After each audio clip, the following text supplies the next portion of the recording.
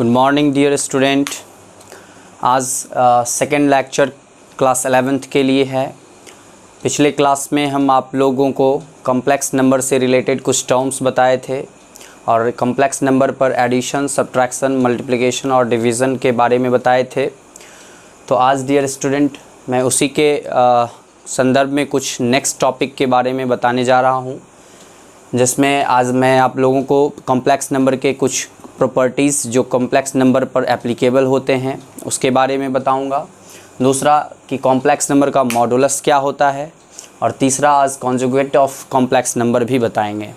तो dear student आज मैं आप लोगों को एक एक करके सारे प्रॉपर्टीज़ आप लोगों को बताने जा रहा हूँ। तो ध्यान से सारे प्रॉपर्टीज़ को स्टडी करिए, और सारा प्रॉपर्टीज़ आप लोगों के लिए इम्पॉर्टेंट है, क्योंकि जितना भी कॉम्प्लेक्स नंबर में आप एडिशन, मल्टीप्लिकेशन और सब्ट्रैक्शन करते हैं और डिवीज़न जो कुछ भी होता है उसमें अलजेब्रिक टर्म्स जो भी हम लोग यूज़ करते हैं वो सारे इसी प्रॉपर्टीज़ के बेस्ड पे हम लोग करते हैं। तो डियर स्टूडेंट आज कॉम्प्लेक्स नंबर के प्रॉपर्टीज़ आप लोगों के लिए बहुत ही इम्पॉर्टेंट है। सो इसको अच्छे से समझने का कोशिश कीजिएगा। जहाँ कहीं भी कोई प्रॉब्लम हो तो आप हमें कमेंट बॉक्स में लिख करके सेंड करें। तो डियर स्टूडेंट आज हम आप लोगों को पहला प्रॉपर्टीज़ ऑफ कॉम्प्लेक्स नंबर बताने जा रहे हैं।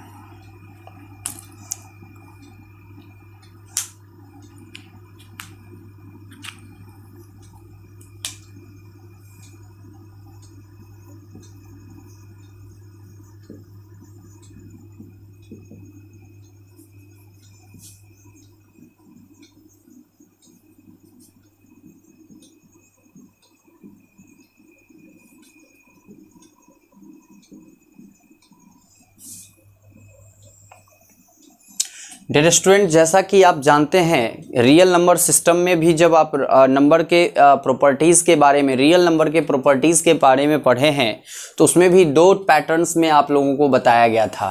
पहला on the basis of addition और second on the basis of multiplication. हम बताए थे, आप पढ़े होंगे एडिशन प्रॉपर्टी,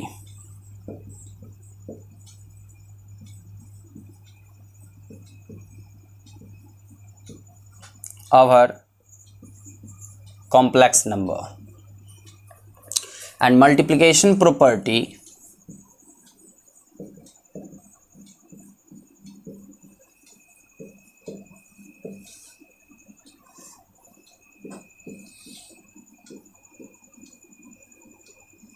our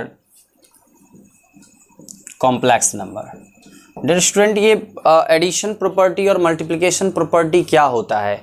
ये होता है कि अलजेब्रा में कुछ टर्म्स होते हैं, कुछ नियम कायदे होते हैं, कुछ जो आप सॉल्यूशन कर लेते हैं, जो LHS RHS को इक्वल करके LHS RHS में कुछ भी होता है तो सब्ट्रैक्ट और ऐड कर लेते हैं।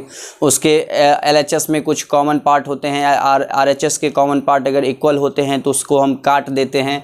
तो ये सारी जो प्रॉपर्टीज़ हैं वो सारे प्रॉपर्टीज़ हम इसी के कॉन्सेप्ट पे, इसी के आधार पे हम लोग पढ़ते हैं। इसी में जो हम आप लोगों को बताएंगे प्रॉपर्टीज़ वही बताता है, वही हमें रूल देता है कि हम आप LHS में कुछ, जैसे कि LHS में x + 2 और 4 is equal to 8 × y + 4 given होता है, तो यहाँ पर 4 को कैंसिल कर देते हैं 2 के साथ। ये जो प्रॉपर्टीज़ हम लोग पढ़े हैं यह भी इसी से रिलेटेड प्रॉपर्टी होता है, तभी हम यहाँ पर कट कर सकते हैं। अदरवाइज़ यहाँ पर हम डायरेक्ट कट करने का हमें कोई भी परमिशन नहीं होता है। ये हमें अलजेब्रा ही इस प्रॉपर्टीज़ को देता है, जिसके कारण हम कोई भी सॉल्यूशन जब कर रहे होते हैं तो इसके LHS और RHS के कॉमन पॉइंट को काट सकते हैं। तो डियर स्टूडेंट अभी मैं आप लोगों को सबसे पहले एडिशन प्रॉपर्टी बता रहा हूँ, common over the complex number. So आप ध्यान से देखिएगा कि क्या होता है addition property.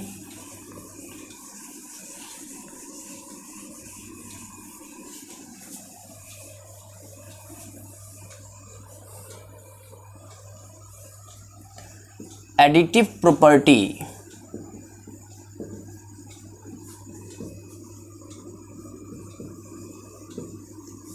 On complex number. Dear student ध्यान से देखिएगा, मैं एक एक पॉइंट को आपको क्लियर करते हुए बताऊंगा। ध्यान रखिएगा कि कुछ प्रॉपर्टीज़ होते हैं जो इसमें हम आपको इंक्लूड करेंगे, और उस प्रॉपर्टी को पहले आप एग्जांपल से समझिए। मान लीजिए डियर स्टूडेंट कि Z1 एक कॉम्प्लेक्स नंबर है 3 + 2i, और Z2 एक दूसरा कॉम्प्लेक्स नंबर है 5 + 3i।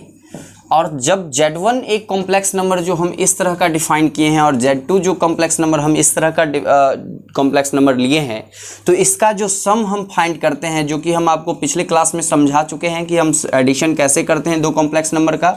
तो कुछ इस तरह से पहले हम लिख लेते हैं, और फिर इसके जो रियल पार्ट हैं वो रियल पार्ट के साथ ऐड करते हैं, और फिर जो इमेजिनरी पार्ट है उस इमेजिनरी पार्ट को इमेजिनरी पार्ट के साथ ऐड करते हैं।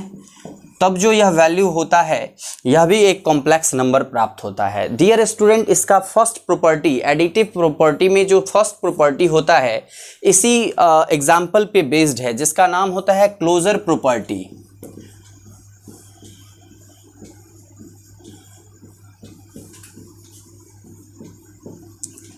क्लोजर प्रॉपर्टी क्या कहता है, इसका स्टेटमेंट क्या होता है डियर स्टूडेंट? क्लोजर प्रॉपर्टी कहता है कि मान लो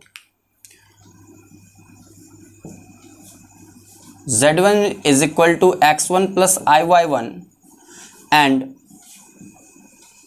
Z2 = x2 + iy2 be two complex number.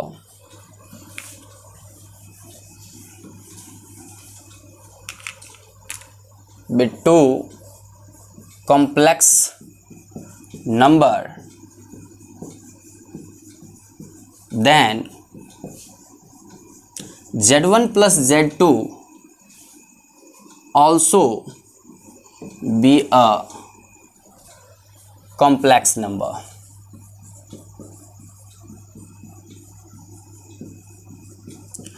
Dear student, जैसा कि अभी मैं आपको एग्जाम्पल से बताया था कि एक Z1 जो हम आपको लिए थे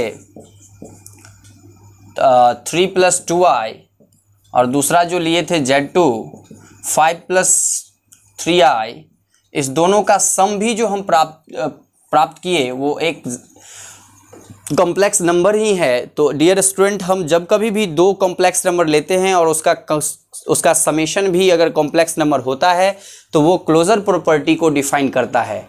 तो इस बात को समझ गए होंगे। उम्मीद है कि क्लोजर प्रॉपर्टी अलजेब्रा में यह बताता है कि कोई भी दो कॉम्प्लेक्स नंबर है उसका सम भी कॉम्प्लेक्स ही होता है। डियर स्टूडेंट, इसके बाद जो नेक्स्ट प्रॉपर्टी है वह प्रॉपर्टी है कम्यूटेटिव प्रॉपर्टी। कम्यूटेटिव प्रॉपर्टी, ध्यान से देखिएगा dear student. Commutative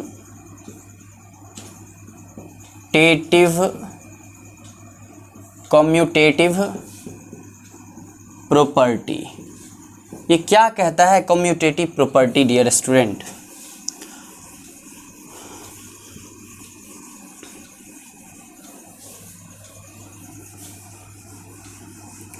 commutative property dear student ध्यान से समझिएगा। कम्यूटेटिव प्रॉपर्टी कहता है कि कोई भी दो कॉम्प्लेक्स नंबर है, जो कोई भी कॉम्प्लेक्स नंबर आप लेना चाहते हैं ले सकते हैं। मान लो कि x1 + iy1 है, और दूसरा Z2 अगर कोई x2 + iy2 है, इसके जगह पर आप न्यूमेरिकल वैल्यू भी ले सकते हो, कोई दिक्कत नहीं है। तो आप कोई भी दो कॉम्प्लेक्स नंबर ले लो। तो यह कॉम्प्लेक्स नंबर कहता है कि अगर Z1 + Z2 + Z1 के इक्वल है तो यह कम्यूटेटिव होता है। कम्यूटेटिव ओवर एडिशन होता है, यही कम्यूटेटिव लॉ होता है। मतलब कि मान लो let Z1 = x1 + iy1 and Z2 x2 + iy2 be two complex number such that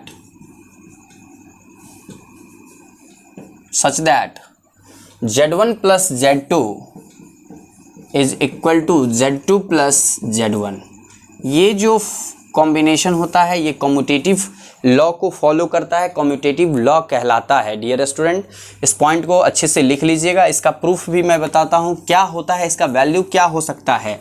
तो डियर स्टूडेंट ध्यान से देखिएगा, कम्यूटेटिव प्रॉपर्टी में आप अगर एग्जांपल से Z1 is equal to x1 plus IY1 दिया हुआ है और Z2 का वैल्यू x2 प्लस IY2 दिया हुआ है, तो आप पहले Z1 प्लस Z2 निकाल दो LHS से। क्या हो जाएगा, x1 प्लस IY1 प्लस कर दो x2 प्लस IY2। आपको पढ़ाए हैं कि जब भी कभी एडिशन करते हैं तो रियल पार्ट के इक्वल होता है, तो रियल पार्ट के साथ ऐड होता है और इमेजिनरी पार्ट के साथ ऐड होता है। तो रियल पार्ट के साथ ऐड कर दो, इमेजिनरी पार्ट के साथ ऐड कर दो। फिर क्या होगा, इसको रिवर्स कर दो, कोई चेंजिंग नहीं होगा वैल्यू में, रिवर्स कर दिए। इसमें भी क्या करो, रिवर्स कर दो, कोई भी प्रॉब्लम नहीं होगा, कम्यूटेटिव लॉ कहता है। अब ये जो वैल्यू आया, ये वैल्यू किसका होगा डियर स्टूडेंट, Z2। अब इसको आप सेपरेट भी कर सकते हो, पहले सेपरेट कर लो। तो x2 और y2 को एक साथ लिख लो, x2 प्लस IY2, और दूसरा लिख लो x1 प्लस IY1। यह दोनों वैल्यू किसके बराबर हो गया dear student, Z2 plus Z1 के। तो आप देखिए कि इसको किस तरह से हम प्रूफ भी कर सकते हैं। जब भी दो कॉम्प्लेक्स नंबर Z1 और Z2, x1 प्लस I1 और IY1 and x2 plus IY2 दिया हुआ होगा और यह दो कॉम्प्लेक्स नंबर है, तो इस प्रकार है कि Z1 plus Z2 plus Z1 के इक्वल होगा डियर स्टूडेंट। मतलब कि जो पार्ट LHS में है वो RHS के इक्वल होगा। हमने प्रूफ कर दिया, इसको भी नोट कर लीजिएगा। और इसी तरह से इसका प्रूफ होता है डियर स्टूडेंट। इस पर एग्जाम्पल भी आपको बताए किस तरह से हम ऐड करते हैं। अब हम चलते हैं नेक्स्ट रूल, ये सेकंड रूल था डियर स्टूडेंट, ओवर एडिशन। इसको भी नोट कर लीजिएगा।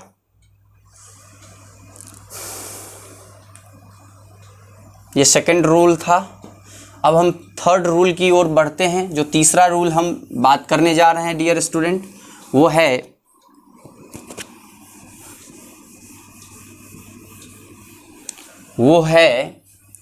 Associative property. मतलब एसोसिएटिव प्रॉपर्टी ये क्या होता है डियर स्टूडेंट। इसमें मान लो let Z1, Z2 and Z3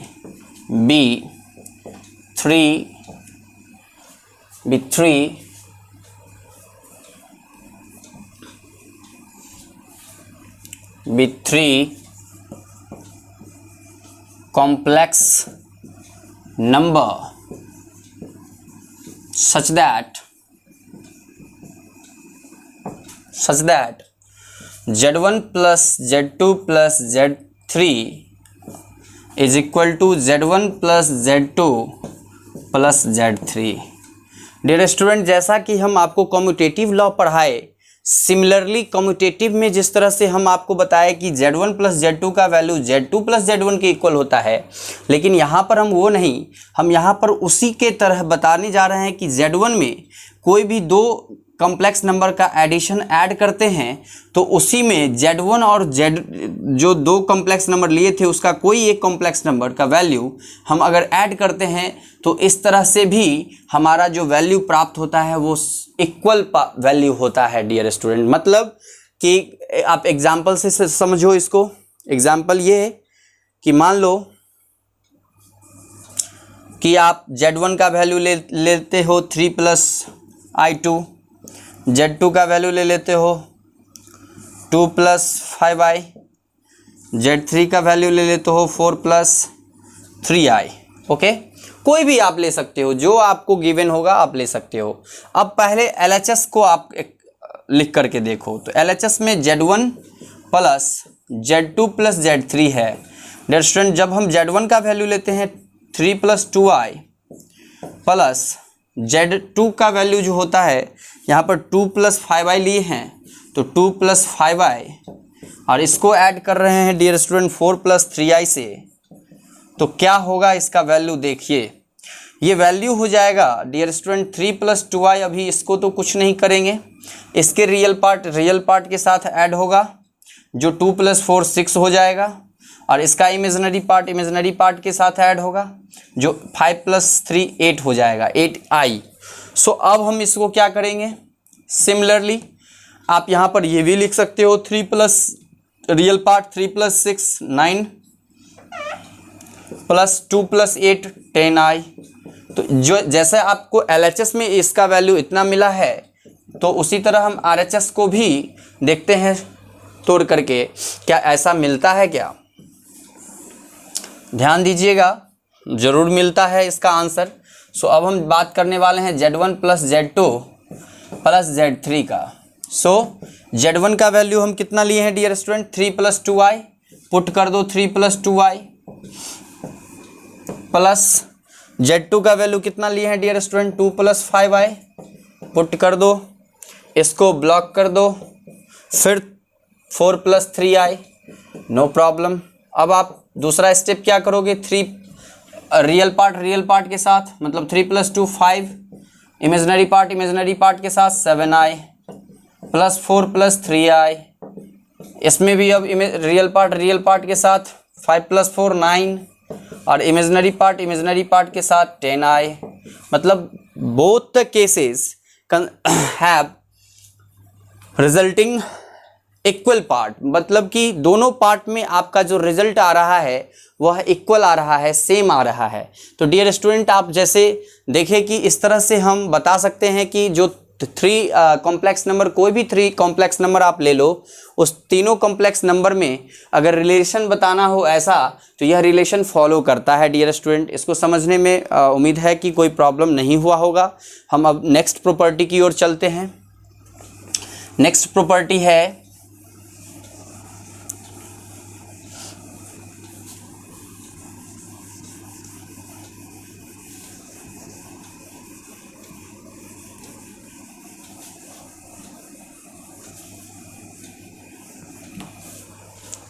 next property में जब हम बात करते हैं, तो next property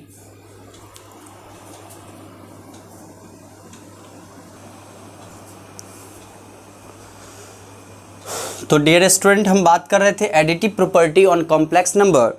additive property on complex number में हम बता रहे थे आपको कि जो चौथा रूल था वो बता रहे थे इसका identity, additive identity.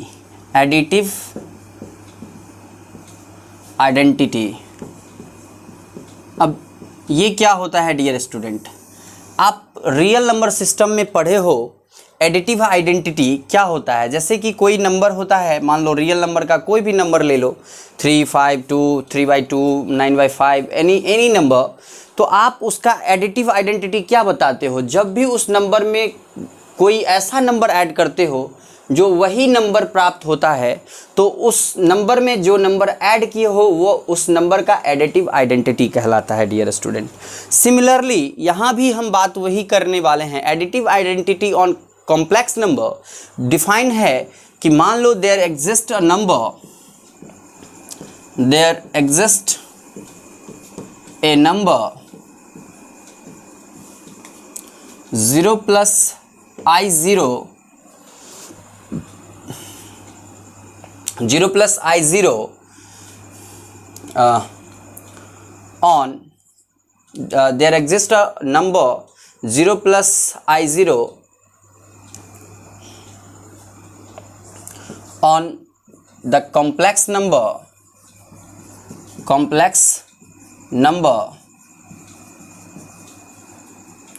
x + IY।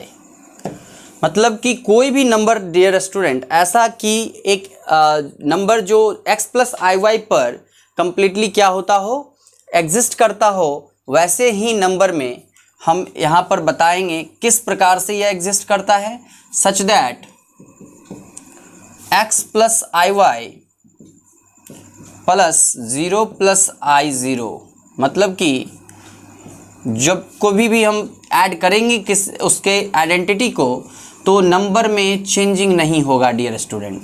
जैसा कि आप देख रहे हैं यहाँ पर हम जो भी ऐड किए वह सिमिलर वैल्यू हमें फाइंड हुआ, मतलब कि ऐसा नंबर इस कॉम्प्लेक्स नंबर को एग्जिस्ट करता है जो उसमें ऐड होने पर भी उसके वैल्यू में चेंज नहीं करता है। यही आइडेंटिटी का मतलब यही हुआ कि उसमें कोई भी ऐसा नंबर है जो कॉम्प्लेक्स नंबर में एग्जिस्ट करता है, मतलब कि कॉम्प्लेक्स नंबर वो है और वो नंबर अगर किसी भी कॉम्प्लेक्स नंबर में ऐड करते हैं तो उसके वैल्यू में कोई भी चेंज नहीं लाता है।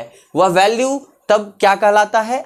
एडिटिव आइडेंटिटी कहलाता है। तो हम कह सकते हैं hence 0 + I0 is called additive identity. उम्मीद है आप समझ गए होंगे। अब हम बात करते हैं एडिटिव इन्वर्स के बारे में। एडिटिव इन्वर्स क्या होता है डियर स्टूडेंट? बहुत ही आसान है एडिटिव इन्वर्स। अब इसको भी आप समझो कहाँ से? एडिटिव इन्वर्स भी समझ लो आप कहाँ से? रियल नंबर से ही समझो। रियल नंबर में जब हम एडिटिव इन्वर्स पढ़ाते हैं या पढ़े होंगे तो मान लो कि 5 कोई नंबर है, इसका एडिटिव इन्वर्स आपसे पूछ दिया जाए तो क्या बताओगे डियर स्टूडेंट? इसका एडिटिव इन्वर्स -5 लिया जाता है। मतलब कोई भी नंबर का एडिटिव इन्वर्स उसका नेगेटिव रियल नंबर होता है, नेगेटिव नंबर होता है। अगर कोई पूछ दे -3 का एडिटिव इन्वर्स क्या होगा तो आप माइनस लगा के -3 का वैल्यू फाइंड करोगे तो ये 3 हो जाएगा। मतलब कि इसका यह एडिटिव इन्वर्स हुआ, एडिटिव इन्वर्स हुआ बच्चों। तो अब हम बात करते हैं कि एडिटिव इन्वर्स में भी एक ऐसा number, there exist a number in a complex number, there exist a number -x -iy on the complex number x plus iy such that x plus iy plus -x -iy gives the value x minus x plus y minus y equals to identity,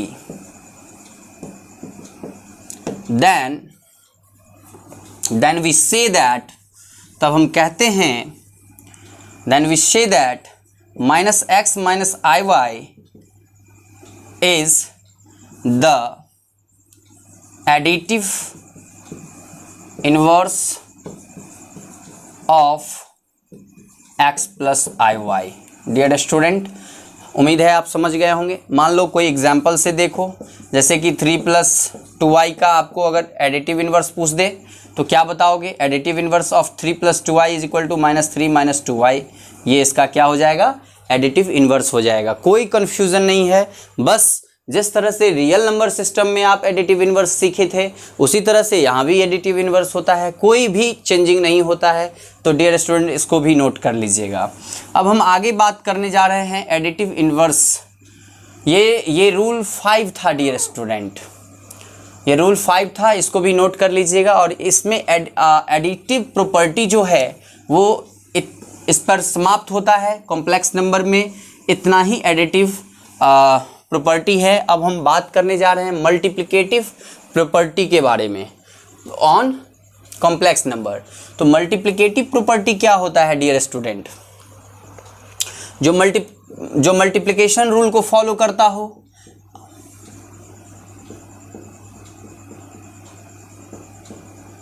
multiplicative property on complex number. Dear student, जैसा कि हम आपको पहला property बताए किसका? Complex number addition property on complex number, additive property on complex number में जो सबसे पहला प्रॉपर्टी क्लोजर प्रॉपर्टी पढ़ाए, सिमिलरली यहाँ पर भी हम आपको मल्टीप्लिकेटिव प्रॉपर्टी में भी कॉम्प्लेक्स नंबर पे पहला प्रॉपर्टी हम क्लोजर प्रॉपर्टी के ही बारे में बात करते हैं।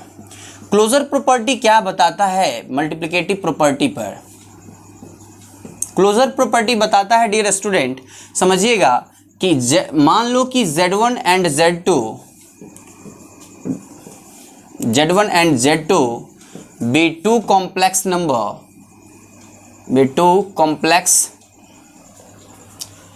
complex number, then z1 into z2 be also a complex number.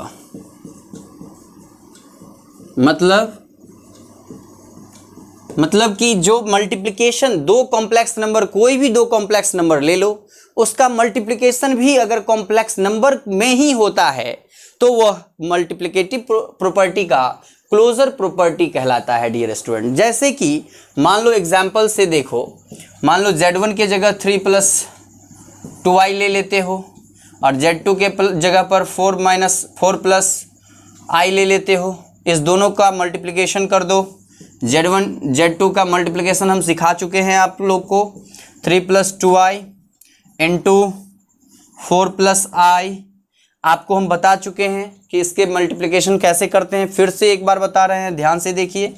3 जब भी हम मल्टीप्लिकेशन करते हैं तो इसका एक टर्म इसके दोनों टर्म के साथ पहले मल्टीप्लाई करेंगे। 3 + 3 × 4, 3 × 4 = 12, 3 × i 3i, 2i × 4 8i and 2i × i plus 2 × i²।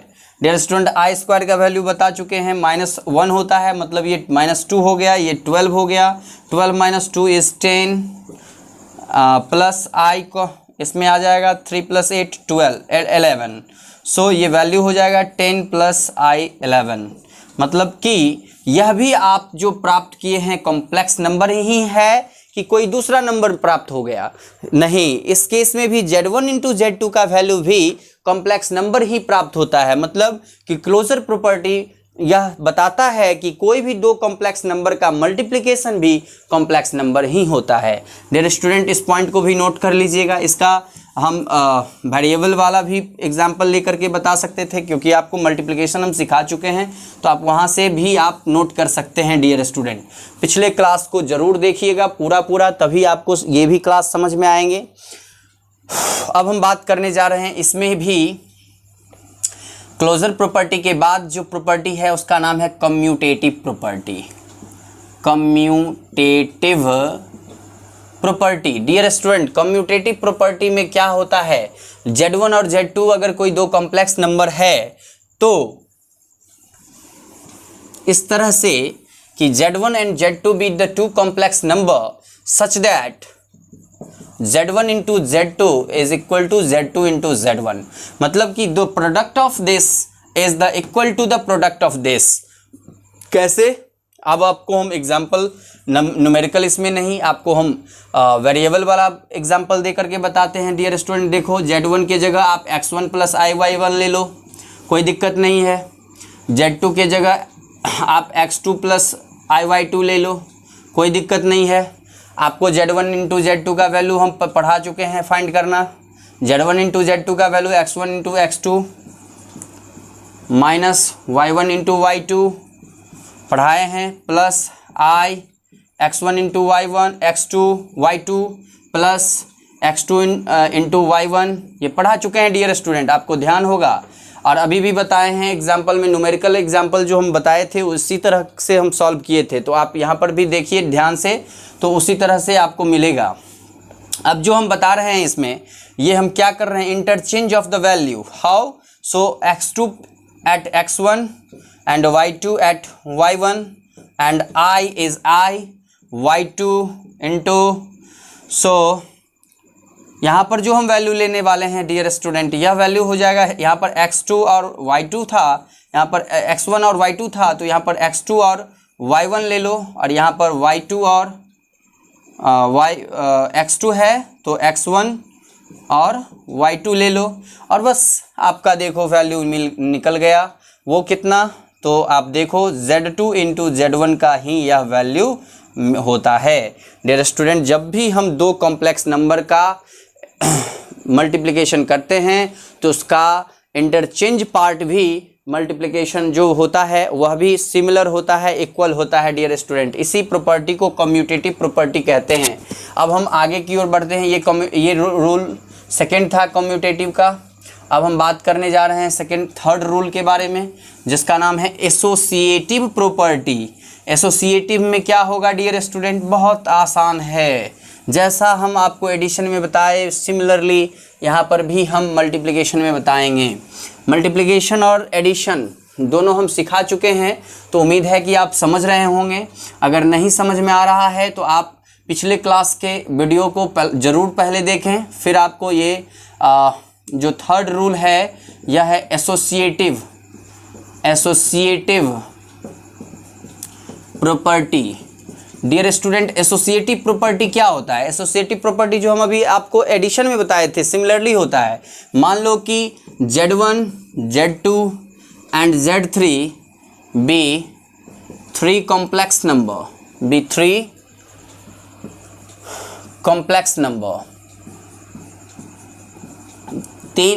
कोई भी Z1, Z2, Z3 तीन कॉम्प्लेक्स नंबर है।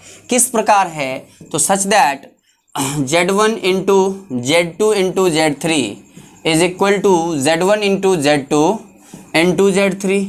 आपको इसका भी प्रूफ हम वेरिएबल को लेकर के ही कंसिडर करके ही बता देते हैं डियर स्टूडेंट। ध्यान दीजिए, Z1 के जगह x1 प्लस iy1 ले लो और Z2 के जगह x2 प्लस iy2 ले लो और Z3 के जगह x3 प्लस iy3 ले लो। अब हम एक एक करके LHS को ही ब्रेक करते हैं डियर स्टूडेंट। Z1 है इंटू Z2 इंटू Z3 है, ले लो, तो पुट कर दो value x1 plus iy1 into x2 plus iy2 into x3 plus iy3। Dear student, अब इसका मल्टीप्लिकेशन हम आपको बता चुके हैं x1 प्लस iy1, फिर इसका मल्टीप्लिकेशन बता चुके हैं x2। अब देखो, अब जो हम यहाँ पर करने जा रहे हैं वो क्या कर रहे हैं? यहाँ पर जो x2 है x3 के साथ और ये टर्म इस पूरे के साथ मल्टीप्लाई होगा, तो इसका हम पढ़ा चुके हैं कि value x2 into x3 minus y2 into y3, ये तो आप जानते हो। और i के लिए जो वैल्यू था वो था i x2 y3 plus y2 x3, ये तो आपको बता चुके हैं। तो आप यहाँ पे डायरेक्ट पुट कर दो। अब दो फिर से आपको मल्टीप्लाई करना है, सिमिलर मल्टीप्लिकेशन है। अब इसको इसके साथ मल्टीप्लाई करो, पूरा का पूरा मल्टीप्लाई एक एक टर्म को देखो करके। x1 का पहले इसके साथ मल्टीप्लिकेशन होगा, मतलब कि ये पूरे टर्म के साथ मल्टीप्लिकेशन होगा इसका। तो पूरे टर्म के साथ मल्टीप्लाई होगा तो कितना वैल्यू होगा? तो x1 into x2 into x3। Okay, सो हम यहाँ पर लिख सकते हैं x1 into x2 into x3 minus y2 into y3। So here minus x1 into y2 into y3, ये टर्म इस पूरे के साथ मल्टीप्लाई हो गया। फिर यही टर्म अब इस पूरे के साथ भी मल्टीप्लाई होगा, प्लस i तो है ही x1 into x2 into y3 and x1 plus x1 y2 x3। इसके बाद जो टर्म हम करने जा रहे हैं डियर स्टूडेंट, ध्यान से देखिएगा। अब y1 का अब इस पूरे के साथ जब हम मल्टीप्लाई करते हैं तो क्या होता है? प्लस i y1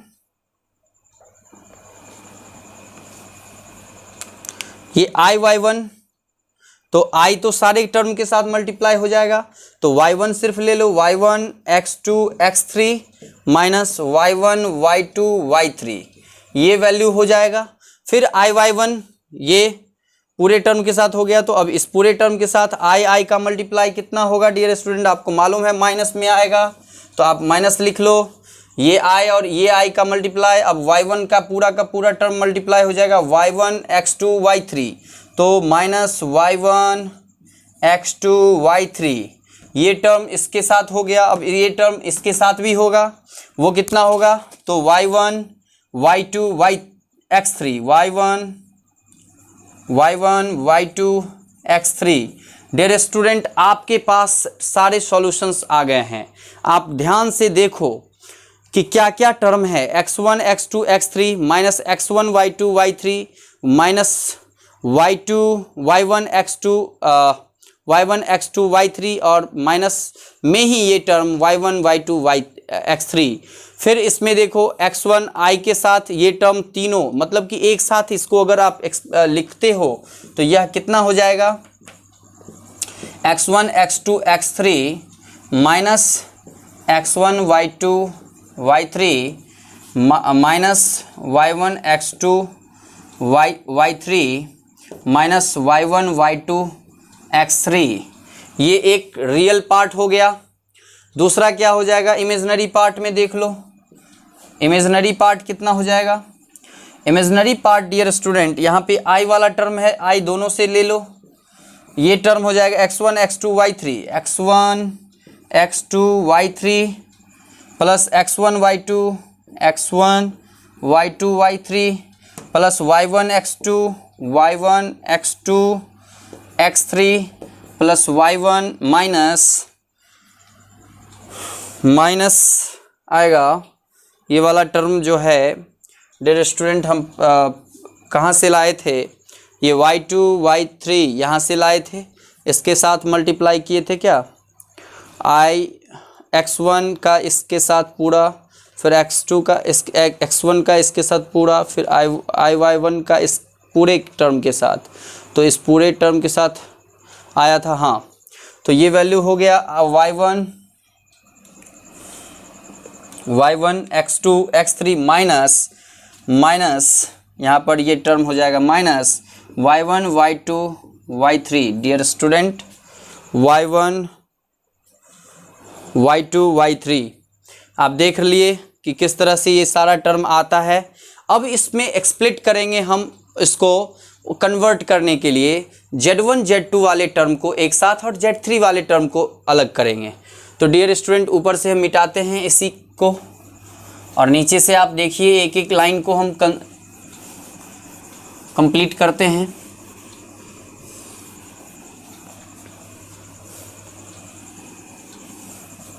अब जैसा कि आपका हमको चाहिए क्या, x1 x2 वाला टर्म चाहिए और y3 वाला टर्म को हटा देना है। तो आप ध्यान दो कि x1 और x2 वाला टर्म चाहिए क्योंकि हमको z1 into z2 into z3 is equal to z1 into z2 into z3 को लिखना है। तो आप ध्यान दीजिए कि z1 ये वाला को एक्सप्लिट किए हैं तो इसमें जाना है। अब हम यहाँ से लेते हैं x1 x1 into x2 minus y1 into y2 और इसका वैल्यू जो मल्टीप्लाई करेंगे तो कॉमन आप देखोगे, इसका कॉमन लेकर के जो वैल्यू आएगा वो हो जाएगा x3 क्या सब आया, x1 into x2 x1 into x2 x3 x1 into यहाँ पर हमको चाहिए y1 इंटू y2 तो माइनस x3, सो x1 y2 y3 ये जो टर्म दो टर्म है ये एक्सप्लिट हो जाएगा, किसमें वो चला जाएगा इमेजिनरी पार्ट के साथ, जो वैल्यू हो जाएगा x3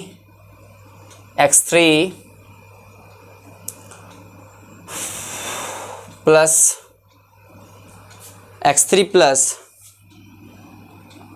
x3 into x1 into x2 minus y1 into y2 into x3 plus x1 into x2 into y1 into y2 into x3 तो ले लिए कॉमन इसमें से। फिर क्या बचा, इसमें x3 था, इसमें भी x3 था, ये टर्म और ये टर्म से कॉमन ले लिए। अब बचा ये टर्म और ये टर्म, इस दोनों में क्या कॉमन है, y3 कॉमन है। तो ध्यान दीजिएगा डियर स्टूडेंट, माइनस कॉमन ले लीजिए x1 into y2 plus y1 into x2 into y3। तो डियर स्टूडेंट आप देख रहे हैं कि x1 into x2 minus y1 into y2 into x3 minus x1 into y2 plus y1 into x2 into y3, ये जो टर्म आ रहा है अगर हम इसको इस तरह लिखें x1 into x2 minus y1 into y2 और ये जो x3 है वो ऐसे ही रहने देते हैं और इसके जगह पर प्लस करके आई स्क्वायर लिखते हैं डियर स्टूडेंट। आई स्क्वायर का वैल्यू कितना होता है, -1 होता है। तो ये वैल्यू जो होता है वो x1 into y2 plus y1 into x2 into y3 हो जाएगा।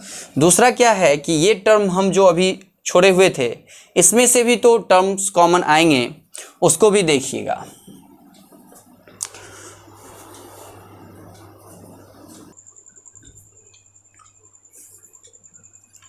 तो डियर स्टूडेंट, जो हम अभी बता रहे थे इसमें हम ये जो पार्ट लाए हैं ये भी यहाँ पर आप पुट कर दो, x1 into x2 y3 plus x1 into y2 y3 plus y1 into x2 x3 minus y1 into y2 minus y1 into y2 into y3।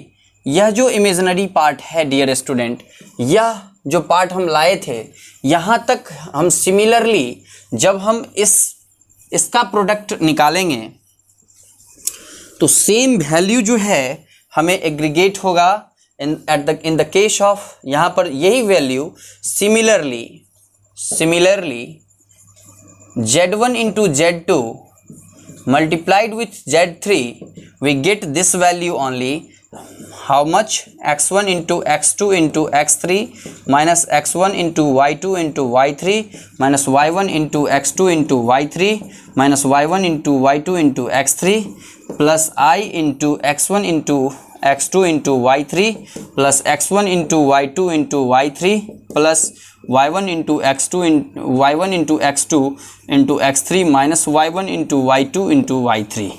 So dear student, हम सिमिलरली यही वैल्यू प्राप्त करेंगे तो हम यहाँ से बता सकते हैं कि जो मल्टीप्लिकेशन में जो हम रूल बता रहे थे आपको एसोसिएटिव का, ये इसको फॉलो करता है। डियर स्टूडेंट, अब हम नेक्स्ट रूल की तरफ चलते हैं, रूल नंबर 4, जिसमें हम मल्टीप्लिकेशन के आइडेंटिटी को पहचानेंगे।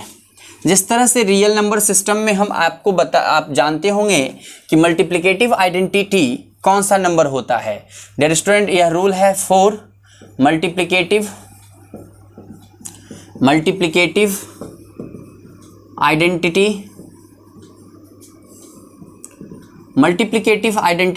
जिस तरह से रियल नंबर सिस्टम में आप देखते होंगे कि 3 का मल्टीप्लिकेटिव आइडेंटिटी क्या होता है, तो 3 में कौन से ऐसे नंबर से मल्टीप्लाई करते हैं कि 3 ही हमको प्राप्त होता है। आइडेंटिटी मतलब सेम वैल्यू हमको प्राप्त होता है। तो आप ध्यान रखोगे कि I1 से जब हम मल्टीप्लाई करते हैं तो यह 3 ही प्राप्त होता है। सिमिलरली यहाँ पर भी हम जब हम कॉम्प्लेक्स नंबर का बात करेंगे तो कुछ इस तरह का ही कॉम्प्लेक्स नंबर हम एग्जिस्ट करेंगे और होता भी है, जो इसमें मल्टीप्लाई करने पर वैल्यू में कोई भी चेंजिंग नहीं लाता है डियर स्टूडेंट। सो किस तरह का वैल्यू हम मल्टीप्लाई करेंगे डियर स्टूडेंट, तो जब भी हम कभी इस तरह के value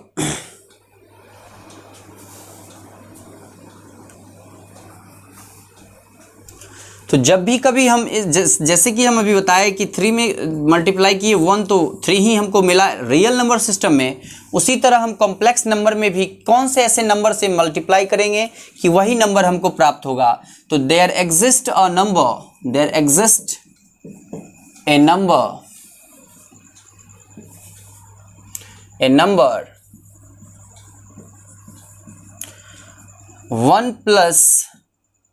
1 plus I into 0 for every complex number,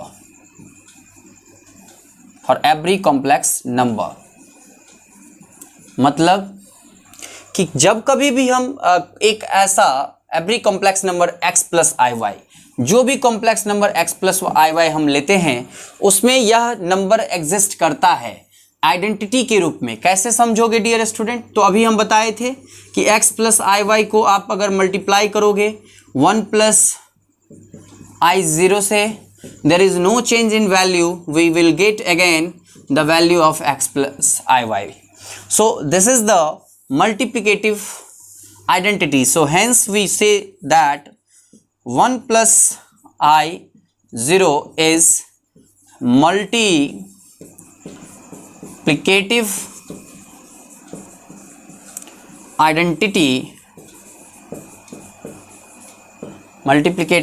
identity.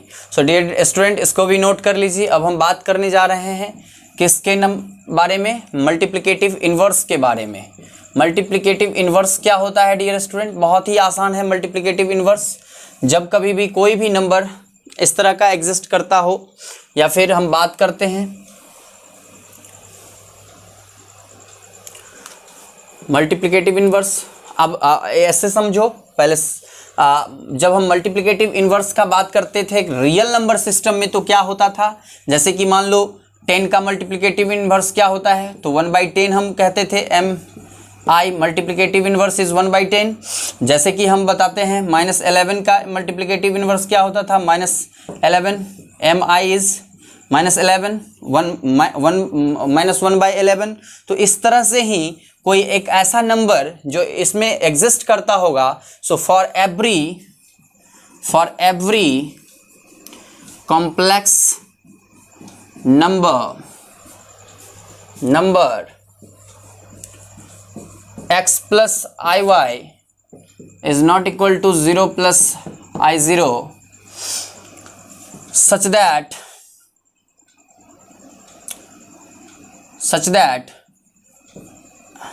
x plus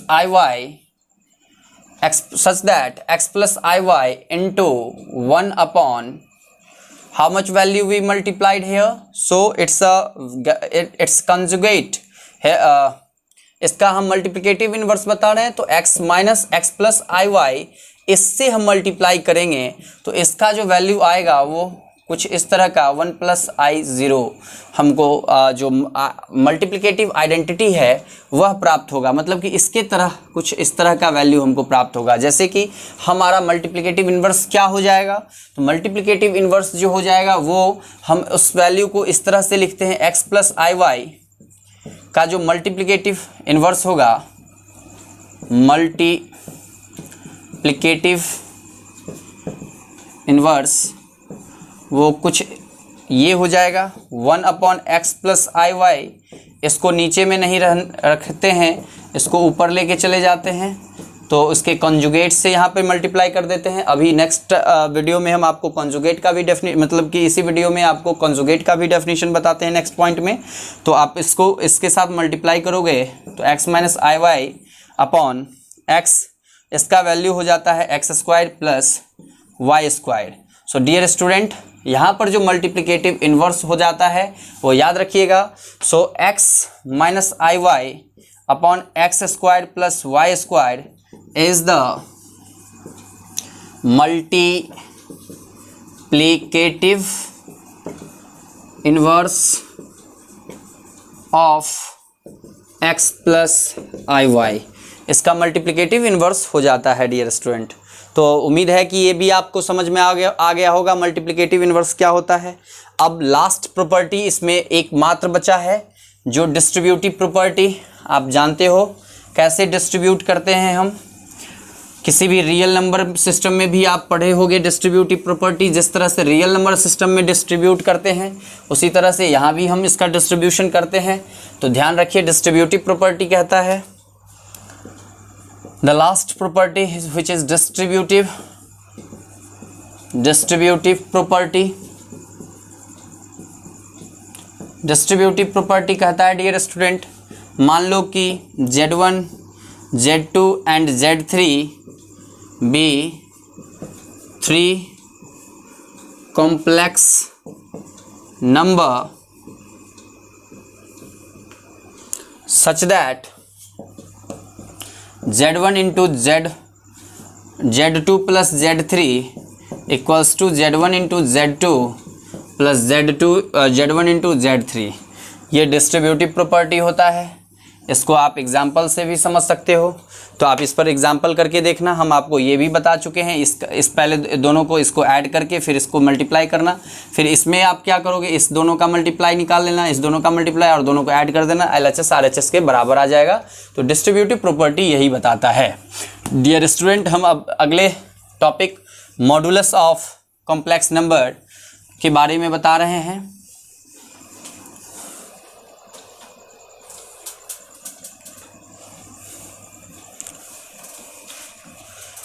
अब देखिए, modulus of complex number defined है इस तरह से कुछ ऐसा कि जो मॉडुलस होता है आप जानते हो,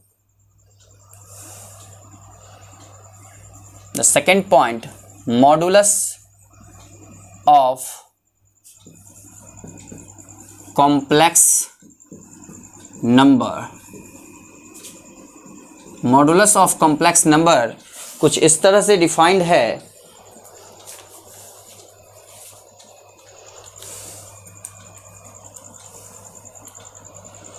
मॉडुलस ऑफ कॉम्प्लेक्स नंबर कुछ इस तरह से डिफाइंड है कि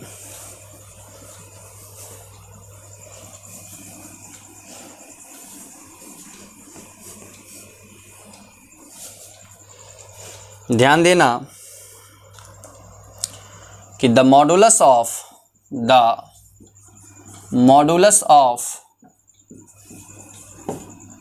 complex number x plus iy is denoted by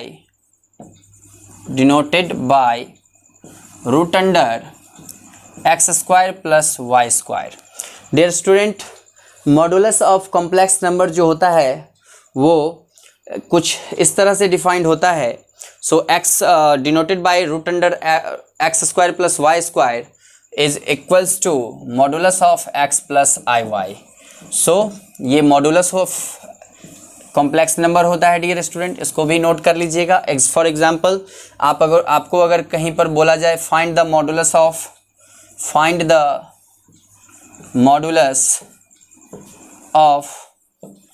complex number 3 plus i5, तो आप modulus of 3 plus i5 is equal to under root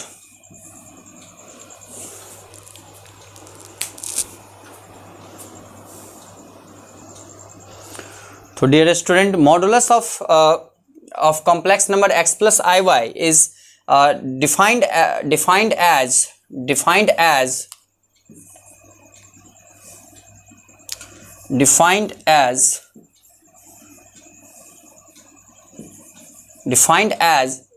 by root under x square plus y square is equal to x plus iy.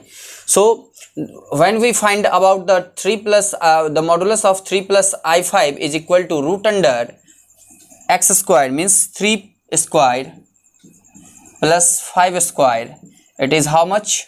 So 9 plus 25, it is equal to 9 plus 5 root under 34. So its modulus is under root 34. मतलब कि जो भी कभी modulus को आप define करोगे तो modulus का जो किसी भी कॉम्प्लेक्स नंबर का मॉडुलस जो होता है वो under root x square plus y square होता है।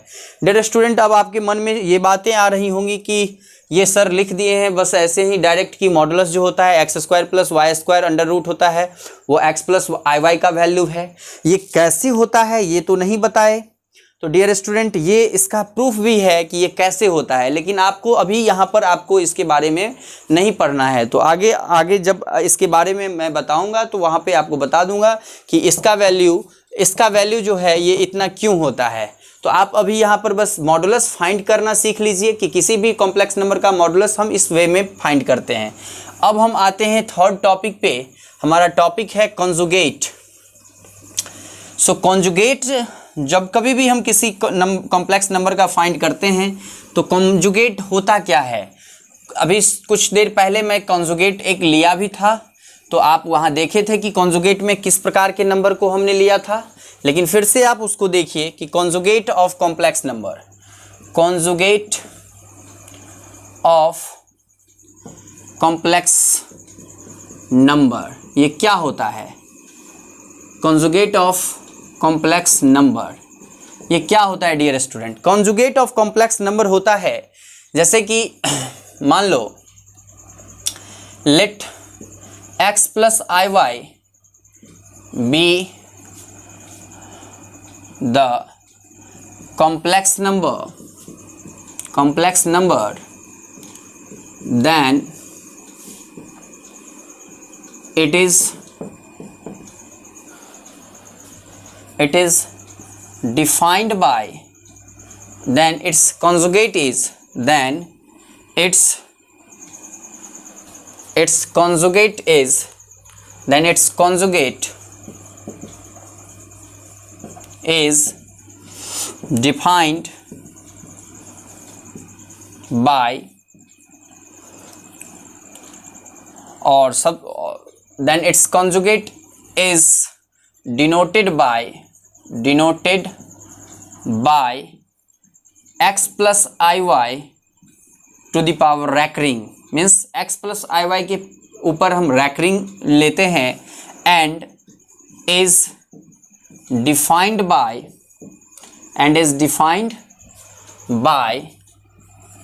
x plus iy is of the conjugate of the x plus iy and is defined by x minus iy. So, that is, let the complex number is x plus iy, so their conjugate is our this. Here we also write this, then its conjugate is x minus iy. मतलब कि हम कोई example से आप समझ लो, जैसे कि z का वैल्यू है 3 प्लस 5i, तो इसका कॉन्जुगेट क्या हो जाएगा 3 माइनस 5i. तो डियर स्टूडेंट, उम्मीद है कि आज का क्लास आपको समझ में आया होगा.